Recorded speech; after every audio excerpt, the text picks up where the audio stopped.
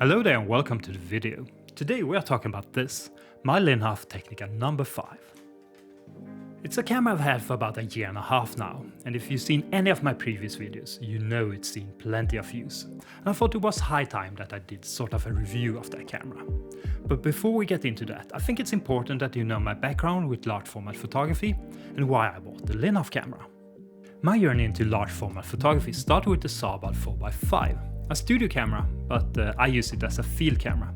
A beautiful, well-made, Swedish-made camera that actually worked quite well. However, when I grew with large format photography, I realized it lacked a couple of features that I wanted. Those being front shift, the ability to rotate the back between landscape and portrait orientation, as well as support for graph locks. So I started looking for a new camera, and there's plenty that would give me those added features. How come I landed on the Linhof then?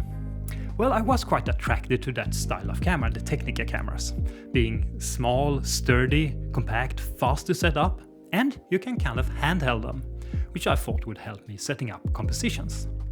And there are a few to choose from, like the Horseman 45 FA for instance, that another bearded YouTuber uses. However, for me it was obvious. The Linhof is kind of the Leica of large format. European made, and I do have a thing for European made cameras. I simply wanted one.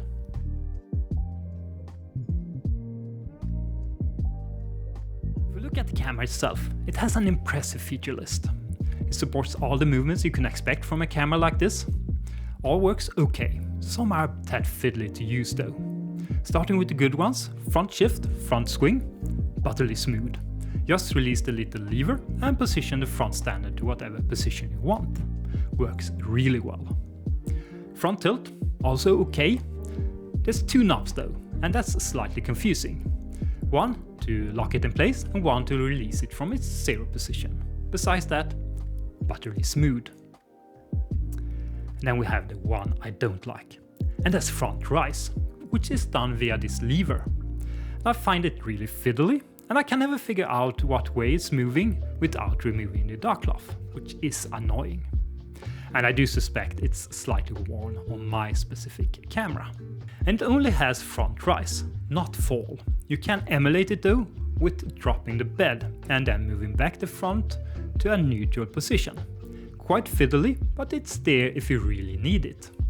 However, this isn't unique to the Linhof camera. It's one of the traits or compromises with this camera type. It also supports back movements. You release these four knobs and then you can position the back however you want. Works surprisingly well. It can throw focus a bit for you though, so be careful there. But it's worked really well for me. You can also rotate the back 360 degrees if you wish. Only problem there, it hits my tripod head, so I have to remove it from the tripod when I rotate the back. Minor complaint, and it's specifically my setup. When it comes to setting up this camera, it's incredibly fast and easy. Just drop the bed, pull out the lens and you are ready to go. There's even stops you can mount on the rail to help you finding infinite position even faster. And if you have those mounted, that also allows the rangefinder to work. Yes, this camera has a rangefinder, which is kind of cool. And to make that work, you need those stops and you also need a calibrated cam. On the Linhof Technika V, you actually only need the cam to be calibrated for the lens. On older models, you also needed the cam to be calibrated for the specific camera. There are also some few third-party options that exist out there, and I do think you still can order these cams from Linhof, as Linhof is still around. But I suspect it will be quite expensive. Personally, I have one cam calibrated for my 150mm lens. Never use it, so it is a surplus function for me. I forgot to mention one thing about the setup. There's quite a common advice I've heard multiple times, and that is, you open the camera, but before you extend the lens, I've heard that you should push the bed to its most inward position, the one for wide-angle lenses. And that will also mitigate the little gap between the lens and the bed, reducing some wear and tear there. And I do think this is quite sound advice, but a bit of a faff. And I haven't heard it from any official Linhof sources, and it's not mentioned in the manual. So personally, I prioritize a fast setup.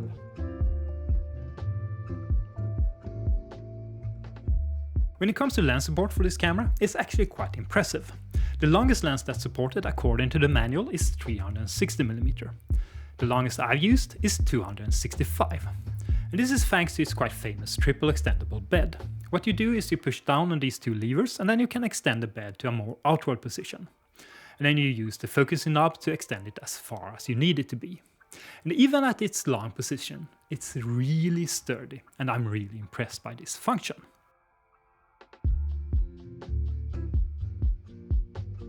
The widest you can use is a 58mm according to the manual.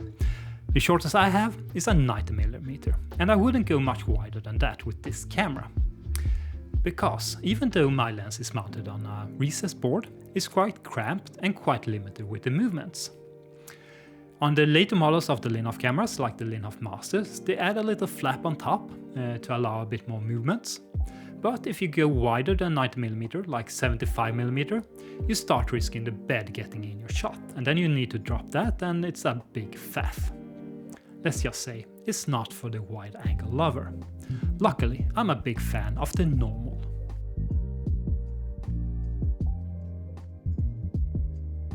When it comes to accessories, there's quite a few things you can add to the camera if you like to.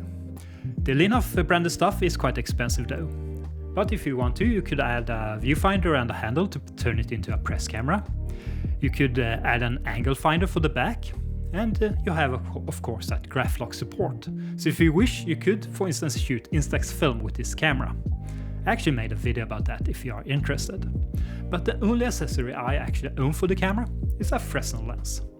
And that presented a small little problem for me, because apparently the ground glass of the Linhof is just slightly smaller than 4x5 inches. So I had to sandpaper down my Fresnel just slightly to make it fit.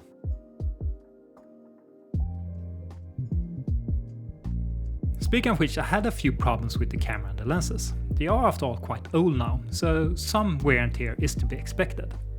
Both lenses needed to be serviced or cleaned to make them run smoothly again. I also had some issues with the quick release system for the wide angle lens, as that was mounted in a recessed board. So much so that I replaced it with a short little cable release instead that I can permanently attach to that lens. However, that got stuck every now and again, so now, quite recently, I bought a little cable release extension instead, and that seems to be working better. On the camera itself, I had to lubricate the rails, I had to tighten some screws, reattach some leatherettes and stuff like that, nothing major. And I had a few pinholes in the bellows that I've temporarily fixed with some electrical tape, and someday I'll try and make a more permanent fix for that. But all in all, very well made, and more importantly, a very serviceable camera.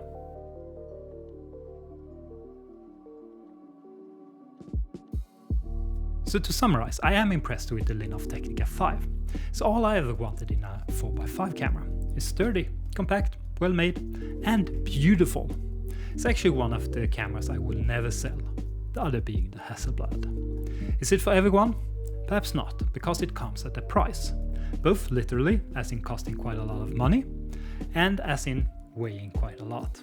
It's almost twice the weight as my old Sabad. But if you can live with those two facts, it's well worth considering. And with that said, thank you so much for watching. See you next time, take care, and bye.